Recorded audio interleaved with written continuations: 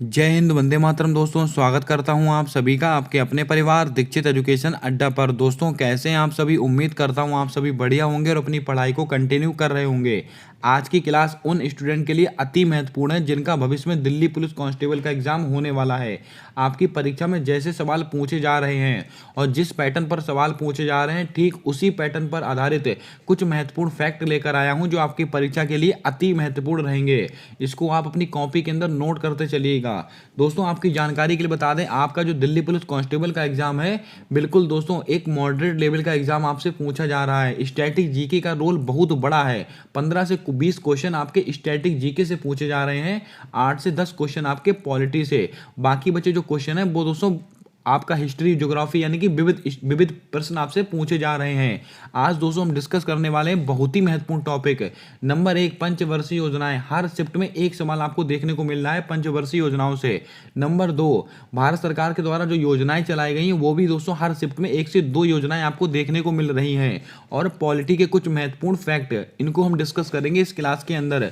सारे फैक्ट अपनी कॉपी में नोट करके रखिएगा। 100% आपकी परीक्षा में आपको यहाँ से सवाल देखने को मिलने वाला है। आइए शुरू करते हैं आज की क्लास। देखते हैं अपने सारे महत्वपूर्ण सवाल। दोस्तों, सबसे पहला सवाल है हमारा, महत्वपूर्ण पंचवर्षीय योजनाएं तथा उनका उद्देश्य। नोट करके रखिएगा। पहली वाली पंचवर्षीय योजना दोस्तों कब से कब तक रही थी? 1951 से 1956 इसका टाइम पीरियड है। इसको भी आप याद रखिएगा, पहली वाली पंचवर्षीय योजना। और दोस्तों इसका उद्देश्य क्या था? अर्थव्यवस्था के संतुलित विकास की प्रक्रिया को आरंभ करना। इस दोस्तों उद्देश्य था इस पंचवर्षीय योजना का। इसके अलावा यह योजना हैरट डोमर मॉडल, कौन से? हैरट डोमर मॉडल पर आधारित थी पहली वाली पंचवर्षीय योजना। इस योजना में कृषि को उच्च प्राथमिकता दी गई थी। आपसे क्वेश्चन पूछा जाएगा कि किस पंचवर्षीय योजना के दौरान कृषि को उच्च प्राथमिकता दी गई थी? पहली वाली पंचवर्षीय योजना के दौरान। और इसका टाइम पीरियड जरूर याद रखिएगा, 1951 से 1956। चलिए बढ़ते हैं अगली पंचवर्षीय योजना की तरफ। हमारी अगली पंचवर्षीय योजना है दूसरी वाली पंचवर्षीय योजना। इसमें दोस्तों आपको कौन कौन से पॉइंट याद रखने हैं? ये दोस्तों कब से कब तक रही थी? 1956 से 1961। पहली वाली थी 1951 से 1956। ये वाली है 1956 से 1961। और दोस्तों यह योजना कौन से मॉडल पर आधारित थी? पीसी महालनोबिस मॉडल पर आधारित थी दूसरी वाली पंचवर्षीय योजना। और इसका उद्देश्य क्या था? समाजवादी समाज की स्थापना करना। और दोस्तों इस योजना में बाहरी, दोस्तों यहाँ पर बाहरी नहीं होगा, यहाँ पर भारी होगा। क्या? भारी। इस योजना में भारी उद्योगों एवं खनिजों को उच्च प्राथमिकता दी गई थी। यह बात आपको ध्यान में रखनी है।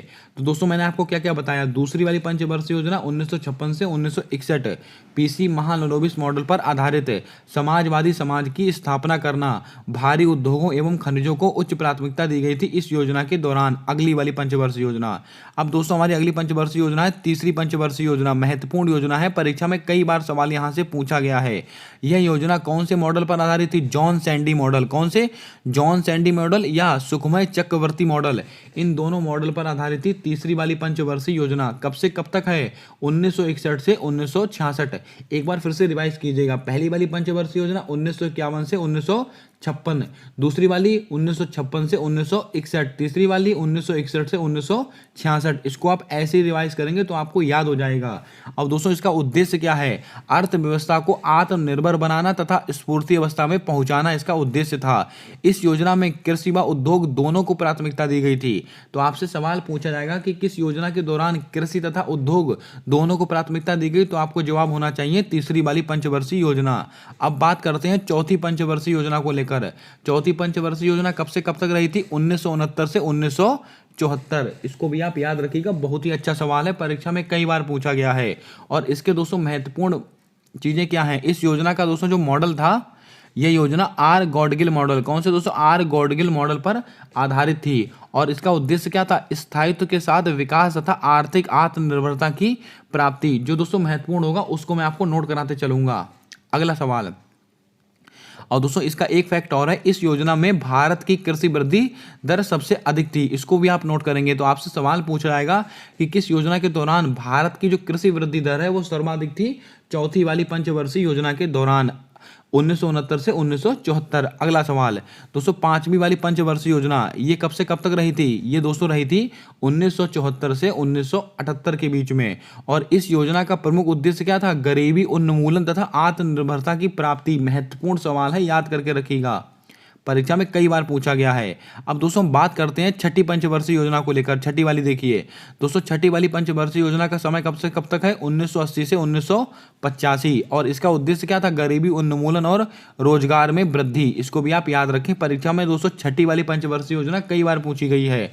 आपसे पूछा जाएगा कि किस योजना के दौरान गरीबी उन्मूलन और रोजगार में वृद्धि का दोस्तों प्रस्ताव रखा गया था? छठी पंचवर्षीय योजना 1980 से 1985। अगला सवाल, सातवीं पंचवर्षीय योजना, ये बहुत ही महत्वपूर्ण योजना है। यहाँ से दोस्तों आपसे सवाल बहुत बार पूछा गया है, इसको हम बहुत अच्छे से पढ़ने वाले हैं। सातवीं वाली पंचवर्षीय योजना कब से कब तक की है? 1985 से 1990। एक सवाल। दूसरा फैक्ट दोस्तों क्या है? इसका उद्देश्य क्या था? समग्र रूप से उत्पादकता को बढ़ाना तथा रोजगार के अधिक अवसर जुटाना।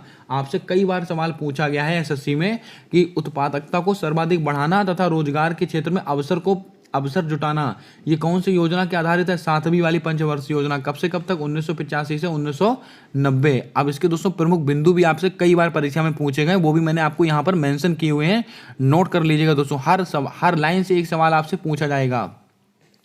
जैसे कि जवाहर रोजगार योजना की शुरुआत कब हुई थी? सातवीं वाली पंचवर्षीय योजना के दौरान हुई थी। दोस्तों कब हुई थी? 1989 से हुई थी। तो यहाँ से आपसे दो तरीके से सवाल पूछे जा सकते हैं। नंबर एक, जवाहर रोजगार योजना कब शुरू हुई? 1989। एक सवाल। और आपसे ऐसे सवाल पूछा जा सकता है कि जवाहर रोजगार योजना जो 1989 में प्रारंभ हुई थी, वह किस पंचवर्षीय योजना के अंतर्गत शुरू हुई थी? सातवीं वाली पंचवर्षीय योजना। अगला क्वेश्चन, ऑपरेशन ब्लैक बोर्ड की शुरुआत कब हुई? 1987 में हुई थी, सातवीं वाली पंचवर्षीय योजना के दौरान। राष्ट्रीय साक्षरता मिशन की शुरुआत कब हुई थी? 1988 में। सेबी की स्थापना कब हुई थी? 1988 में। और ये सवाल आपसे पूछा भी आ चुका है, सेबी की स्थापना कब हुई। और दोस्तों आपको याद होगा सेबी का अधिनियम कब का है? 1992 का अधिनियम है सेबी का। लेकिन स्थापना कब हुई है? स्थापना हुई है 1988 में। और सेबी की पहली महिला अध्यक्ष कौन बनी थी? पहली महिला महानिदेशक कौन बनी थी? तो आपको याद होगा माधवीपुरी बुच। इसको भी आप याद रखिएगा। अगला सवाल, आठवीं पंचवर्षीय योजना, इसका दोस्तों समय क्या है? 1992 से 1997। परीक्षा में आया हुआ सवाल है। इसका प्रमुख उद्देश्य क्या था? मानव संसाधन का विकास करना। और राष्ट्रीय महिला कोष की स्थापना मार्च 1993 में की गई थी। इसको भी आप याद रखिएगा। तो आपसे यहाँ से दो तरीके से सवाल पूछेंगे दोस्तों। मानव संसाधन का विकास करना, ये दोस्तों किस योजना के अंतर्गत आता है? आठवीं वाली पंचवर्षीय योजना, जो कि 1992 से 1997 के बीच में रही थी। और राष्ट्रीय महिला कोष की स्थापना कब हुई थी? 1993 में हुई थी, मार्च में। ये इसी योजना के दौरान हुई थी, आठवीं वाली। अगला फैक्ट दोस्तों, अगला सवाल है नौवीं वाली पंचवर्षीय योजना। ये भी हमारे लिए महत्वपूर्ण है। 1997 से 2002 तक रही था इसका टाइम पीरियड। और दोस्तों इसका प्रमुख उद्देश्य क्या था? न्यायपूर्ण वितरण तथा समानता के साथ विकास करना इसका उद्देश्य था। इस योजना की असफलता के पीछे दोस्तों कौन सा कारण था? मंदी, अंतर्राष्ट्रीय मंदी। तो आपसे क्वेश्चन पूछा जाएगा, नौवीं वाली पंचवर्षीय योजना का जो असफलता का कारण क्या रहा था? अंतर्राष्ट्रीय मंदी। इसको जिम्मेदार बताया गया था। अगला सवाल, 10वीं वाली पंचवर्षीय योजना, ये दोस्तों इसका उद्देश्य क्या है? सबसे पहले आपको पता होना चाहिए, 10वीं पंचवर्षीय योजना वर्ष 2002 से 2007 के बीच की है। इसका प्रमुख उद्देश्य क्या है? देश में गरीबी और बेरोजगारी समाप्त करना तथा 10 वर्षों में प्रति व्यक्ति आय को दुगना करना। महत्वपूर्ण सवाल है, इसको आप ध्यान में रखिएगा। आपसे पूछा जाएगा देश में गरीबी और बेरोजगारी को समाप्त करना और 10 वर्षों में प्रति व्यक्ति की आय को दुगना करना। ये बात कौन सी योजना में बोली गई थी? 10वीं वाली पंचवर्षीय योजना 2002 से 2007 के बीच में है। आइए बढ़ते हैं अगले फैक्ट की ओर। दोस्तों हमारी अगली योजनाएं हैं, इसको भी आप देख लीजिएगा।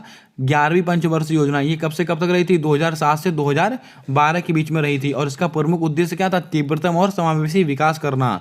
12वीं वाली पंचवर्षीय योजना 2012 से 2017 के बीच में रही थी। और इसका उद्देश्य क्या था? तीव्र, अधिक समावेशी और धारणीय विकास करना। इसको भी आप थोड़ा याद रखिएगा।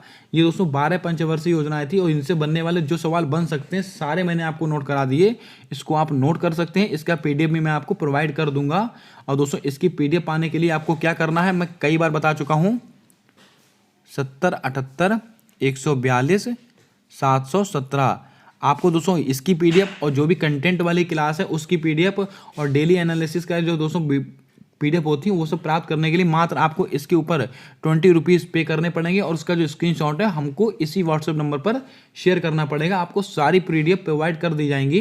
जो दोस्तों यहाँ पर क्लासेस होती हैं वो जो कंटेंट वाली क्लासेस होती है मैं उनकी बात कर रहा हूँ। जो क्वेश्चन वाली क्लास होती है वो तो दोस्तों आपको टेलीग्राम पर फ्री ऑफ कॉस्ट प्राप्त हो जाती है, लेकिन ये कंटेंट वाली जो मैं इस कंटेंट के रूप में दोस्तों आपको बताता हूँ वो सब पीडीएफ आपको वहाँ पर प्रोवाइड हो जाएंगी। काफ़ी बच्चों ने उसको परचेज किया है और उसका दोस्तों बहुत अच्छा रिव्यू हमको देखने को मिला है। आइए चलते हैं अगले फैक्ट की ओर। अब दोस्तों हम बात करते हैं केंद्र सरकार की महत्वपूर्ण योजनाएं। यहाँ पर दोस्तों 15 से 20 योजनाएं मैंने दोस्तों ली हैं। ये सवाल बहुत बार परीक्षा में पूछे जाते हैं, इनको आप देख कर जाइएगा। जैसे कि दोस्तों डिजिटल इंडिया कार्यक्रम, इसकी शुरुआत कब हुई थी? 21 अगस्त 2014 को इसकी शुरुआत हुई थी। कब? 21 अगस्त 2014 को डिजिटल इंडिया कार्यक्रम की शुरुआत हुई थी। प्रधानमंत्री जनधन योजना यानी कि वित्तीय समावेशन की सबसे बड़ी योजना जनधन योजना 28 अगस्त 2014 को इसकी शुरुआत हुई थी। अगला सवाल, दीनदयाल उपाध्याय अंत्योदय योजना महत्वपूर्ण योजना है, परीक्षा में आया हुआ सवाल है। 25 सितंबर 2014 दीनदयाल अंत्योदय योजना 25 सितंबर 2014। स्वच्छ भारत मिशन तो बच्चा बता देगा, 2 अक्टूबर 2014 को इसका प्रारंभ हुआ था। अगला क्वेश्चन, सांसद आदर्श ग्राम योजना ये दोस्तों कब की है? तो नोट करके रखिएगा, 11 अक्टूबर 2014 की है। मिशन इंद्रधनुष ये कब की है? 25 दिसंबर 2014। ये दोस्तों वैक्सीनेशन से संबंधित है, आपको याद होगा। अगर क्लास को पहली बार देख रहे हो तो क्लास को लाइक कर दें, चैनल पर पहली बार आए हो तो चैनल को सब्सक्राइब कर बेल वाला आइकन ध्यान से दबा लें ताकि आने वाली क्लासेस के अपडेट्स आप तक आसानी से पहुंचते रहें। अगला सवाल, बेटी बचाओ बेटी पढ़ाओ योजना बहुत ही महत्वपूर्ण योजना है, परीक्षाओं में कई बार पूछी गई है। 22 जनवरी 2015 को दोस्तों बेटी बचाओ बेटी पढ़ाओ योजना हरियाणा से शुरू की गई थी। कहाँ से? पानीपत हरियाणा से इसकी शुरुआत की गई थी, याद रखिएगा। सुकन्या समृद्धि योजना महत्वपूर्ण योजना है, 22 जनवरी 2015 परीक्षा में कई बार आई है। सुकन्या समृद्धि योजना कब की है? 22 जनवरी 2015, यानी कि बेटी बचाओ बेटी पढ़ाओ और सुकन्या समृद्धि योजना दोनों एक तारीख की हैं। अगला सवाल, मृदा स्वास्थ्य कार्ड महत्वपूर्ण योजना है, परीक्षा में कई बार आई हुई है। दोस्तों ये कब की है? 19 फरवरी 2015 की है मृदा स्वास्थ्य कार्ड। प्रधानमंत्री कौशल विकास योजना 20 फरवरी 2015, इसको भी आप याद रखिएगा। प्रधानमंत्री जीवन ज्योति बीमा योजना, लगा लीजिएगा स्टार, आपकी परीक्षा में छपेगा ये सवाल, अति महत्वपूर्ण है। प्रधानमंत्री जीवन ज्योति बीमा योजना कब की है? 9 मई 2015 का। दोस्तों मैं जानता हूँ स्टैटिक जीके इतनी जल्दी याद नहीं होता है, लेकिन आप इसको 2 से 3 बार रिवाइज करेंगे 100% आपको याद हो जाएगा। दोस्तों कोई भी चीज़ होती है उसको आप बार बार अगर रिवाइज करते हैं, दोस्तों आपने पढ़ाई का 3 तरीके बहुत पुराने सुने होंगे। पहले दोस्तों आपने सुना होगा पठन कीजिए, फिर दोस्तों मनन कीजिए, फिर चिंतन कीजिए। अगर आप दोस्तों इन 3 चीज़ों को फॉलो करते हैं, मैंने दोस्तों शुरुआत से इन 3 चीज़ों को फॉलो किया है। सबसे पहले आप पढ़ाई कीजिए, फिर उसको दोस्तों उसका मनन कीजिए, फिर चिंतन कीजिए, यानी कि उसको दोस्तों आपने कोई चीज़ पढ़ ली उसको आप रिवाइज कीजिए और दोस्तों उसको मन ही मन दोहराते रहिएगा, उसके ऊपर चिंतन कीजिएगा कि जो मैंने पढ़ा है वो मुझे याद हुआ है कि नहीं। अगर आप इन 3 पद्धति से पढ़ाई करते हैं तो 100% आपको चीज़ें याद रहेंगी, आप भूलेंगे नहीं। आइए चलते हैं अगले क्वेश्चन की ओर, यानी कि अगले फैक्ट की ओर। प्रधानमंत्री सुरक्षा बीमा योजना 9 मई 2015 की योजना है, ये भी आप याद रखिएगा। अगला सवाल, डिजिटल इंडिया कार्यक्रम ये कब का है? ये 1 जुलाई 2015 का है, ये भी आपको याद रखना है। स्मार्ट सिटी योजना कब की है? 25 जून 2015 की है। प्रधानमंत्री फसल बीमा योजना ये रहा महत्वपूर्ण सवाल, 13 जनवरी 2016 का है, इसको भी आप याद रखिएगा। अगला क्वेश्चन, प्रधानमंत्री ग्रामीण डिजिटल साक्षरता ये भी हमारे लिए महत्वपूर्ण है। दोस्तों ये ऐसी वाली योजनाएं होती हैं जो दोस्तों प्रधानमंत्री के द्वारा शुरू की गई होती हैं, यहाँ से परीक्षा में बहुत बार सवाल पूछा जाता है। प्रधानमंत्री ग्रामीण डिजिटल साक्षरता मिशन कब का है? 8 फरवरी 2017 का है। प्रधानमंत्री गति शक्ति योजना 13 अक्टूबर 2021 का है। अगला सवाल, स्माइल योजना ये महत्वपूर्ण है हमारे लिए, ये दोस्तों 12 फरवरी 2022 की है स्माइल योजना, इसको भी आप याद रखिएगा। कुछ महत्वपूर्ण योजनाएं थी जो मैंने आपको बता दी। अब दोस्तों बात करते हैं संविधान को लेकर, यानी कि दोस्तों पॉलिटी को लेकर, जहां से सवाल आपसे बनते हैं। दोस्तों हर शिफ्ट में एक सवाल ऐसा आपको जरूर देखने को मिलता है जहां से ये पूछा जाता है कि कौन सी चीज़ कहां से ली गई है। बच्चा बहुत कंफ्यूज रहता है, क्योंकि दोस्तों क्या होता है कि जो महत्वपूर्ण होता है उसको तो हम पढ़ लेते हैं, लेकिन दोस्तों अंदर की बातें हम नहीं पढ़ते हैं। अक्सर दोस्तों ये गलती कर देते हैं, ये गलती मैंने भी की थी कई बार, बार का पढ़ लिया। अब दोस्तों सतही ज्ञान से काम नहीं चलने वाला है, आपको डीप जाकर पढ़ाई करनी पड़ेगी, क्योंकि दोस्तों आपसे अब डीप सवाल ही पूछे जाते हैं। सतही ज्ञान सबको है, जो दोस्तों जो बहुत ज़्यादा देखने सुनने में चीज़ें होती हैं वो सबको ही पढ़कर जाता है, लेकिन दोस्तों जो अंदर की चीज़ें होती हैं उसको बच्चा नहीं ध्यान देता, वहीं से सवाल आपसे पूछ लिया जाता है और आता हुआ क्वेश्चन भी हमारा गलत हो जाता है। क्योंकि दोस्तों ये मेरे साथ कई बार हो चुका है, इसीलिए मैं आपको अपने एक्सपीरियंस के बेसिस पर ये सब बातें बताते चल रहा हूँ। अब जैसे कि भारतीय संविधान के विदेशी स्रोत यानी कि कौन सी चीज़ कहाँ से ली गई है, जैसे कि संयुक्त राष्ट्र अमेरिका यानी कि अमेरिका से कौन कौन सी चीज़ें ली गई हैं। अभी तक हमको इतना पता था, मौलिक अधिकार लिया गया है, और दोस्तों राष्ट्रपति पर महाभियोग की प्रक्रिया ली गई है। लेकिन दोस्तों प्रस्तावना ये कहाँ से लिया गया, ये भी दोस्तों अमेरिका से लिया गया है। मौलिक अधिकार अमेरिका से लिए गए। संविधान की सर्वोच्चता ये कहाँ से ली गई, ये भी अमेरिका से ली गई है। न्यायपालिका की स्वतंत्रता भी अमेरिका से ही ली गई है। राष्ट्रपति पर महाभियोग की प्रक्रिया अमेरिका से ली गई है। उपराष्ट्रपति का पद ये भी अमेरिका से लिया गया है, और राष्ट्रपति का पद ये भी अमेरिका से ही लिया गया है। याद रखिएगा, इतनी चीजें अमेरिका से ली गई हैं। अगला सवाल दोस्तों, ब्रिटेन से सवाल बहुत बार परीक्षा में पूछा था, इसको आप बहुत ध्यानपूर्वक पढ़िएगा क्योंकि इसमें कंफ्यूजन बड़ा बहुत रहता है। संसदात्मक शासन प्रणाली कहाँ से ली गई है, ब्रिटेन के संविधान से। मोस्ट इंपॉर्टेंट है ये। एकल नागरिकता का प्रावधान कहाँ से लिया गया, ब्रिटेन के संविधान से।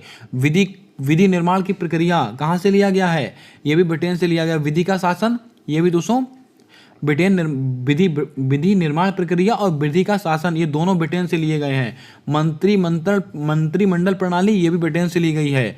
द्विसदनवाद तथा कानून के समक्ष क्षमता नहीं दो समता कानून के समक्ष समता, इतनी चीजें ब्रिटेन से ली गई हैं। दोस्तों क्या क्या लिया गया है, संसदात्मक शासन प्रणाली, एकल नागरिकता, विधि निर्माण प्रक्रिया, विधि का शासन, मंत्रिमंडल प्रणाली, द्विसदनवाद, कानून के समक्ष समता का अधिकार, ये सब कहाँ से लिया गया, ब्रिटेन से। अगला सवाल, आयरलैंड से दोस्तों सवाल कम पूछे जाते हैं क्योंकि यहाँ पर क्या लिया गया, नीति निर्देशक सिद्धांत यानी कि डीपीएसपी लिए गए हैं, और राष्ट्रपति के निर्वाचक मंडल की व्यवस्था। मोस्ट इंपॉर्टेंट सवाल है, गलती मत कीजिएगा। अगर लिख कर आए राष्ट्रपति के निर्वाचक मंडल की व्यवस्था कहाँ से ली गई है, आयरलैंड के संविधान से ली गई है। अब दोस्तों ऑस्ट्रेलिया भी परीक्षा में कई बार पूछा जाता है, इससे दोस्तों ऑस्ट्रेलिया भी आपको याद रखना है।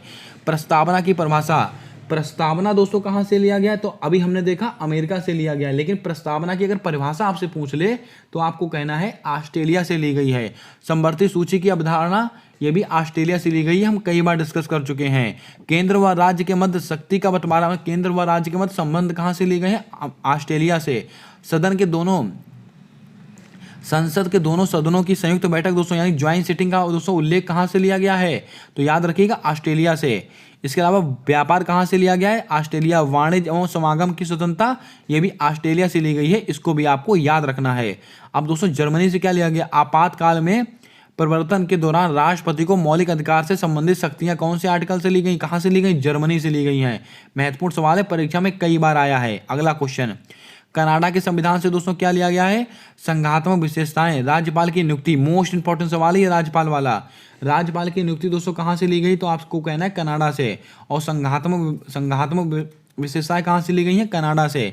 संघ एवं राज्य के मध्य शक्ति का विभाजन, दोस्तों अभी हमने क्या पढ़ा था पीछे, ये देखिए अभी हमने क्या पढ़ा था, केंद्र व राज्य के मध्य संबंध कहाँ से ली गए, ऑस्ट्रेलिया से। लेकिन दोस्तों इसमें क्या लिखा हुआ है, ये देखिएगा बहुत थोड़ा सा अंतर है। संघ एवं राज्य के मध्य शक्ति का विभाजन ये कनाडा से लिया गया है। सर्वोच्च न्यायालय का परामर्शीय न्यायिक निर्णय ये कहाँ से लिया गया, ये भी कनाडा से लिया गया है, इसको भी आपको याद रखना है। अगला फैक्ट देखते हैं क्या है, दक्षिण अफ्रीका। दोस्तों दक्षिण अफ्रीका से क्या लिया गया, तो बच्चा पता है, संविधान संशोधन की प्रक्रिया दक्षिण अफ्रीका से ली गई है। और दोस्तों राज्यसभा के सदस्यों का निर्वाचन ये कहाँ से लिया गया, ये भी दक्षिण अफ्रीका से लिया गया, इसको भी आप याद रखिएगा। रूस से क्या लिया गया, मौलिक कर्तव्य लिए गए हैं, बच्चा बता देगा। अब दोस्तों मौलिक कर्तव्य से कई सवाल पूछे जाते हैं, अब मैं आपको मौलिक कर्तव्य से सवाल बताता हूँ। आर्टिकल 51 है, इसमें क्या है, मूल कर्तव्य। और कौन सा संविधान संशोधन था, 42वां कॉन्स्टिट्यूशन अमेंडमेंट, कब का है, 1976 का। कितने मौलिक कर्तव्य जोड़े गए थे, 10। प्रस्तावना में मात्र एक बार संशोधन हुआ था और 3 शब्द जोड़े गए थे, समाजवाद, पंथनिरपेक्ष और अखंडता। और दोस्तों शिक्षा, वन्यजीव, मापतौल, इन सबको समवर्ती सूची में दोस्तों कौन से संविधान संशोधन के द्वारा डाला गया, 42वें संविधान संशोधन के द्वारा। समिति कौन सी थी, सरदार स्वर्ण सिंह समिति। मुझे नहीं लगता है इससे बाहर सवाल आपसे कोई पूछा जाएगा। आइए बढ़ते हैं अगले सवाल की ओर। जापान से दोस्तों क्या लिखा, विधि द्वारा स्थापित प्रक्रिया। मोस्ट इंपॉर्टेंट सवाल है दोस्तों, विधि का शासन दोस्तों कहां से था, आपको याद होगा ब्रिटेन से, लेकिन विधि के द्वारा स्थापित प्रक्रिया कहां से है, तो ये जापान से है। फ्रांस से दोस्तों क्या लिया गया है, गणतंत्रात्मक और प्रस्तावना में स्वतंत्रता और समता और बंधुता के आदर्श। मोस्ट इंपॉर्टेंट सवाल आपसे पूछेगा, समता और बंधुता के आदर्श कहां से लिए गए, फ्रांस से लिए गए हैं।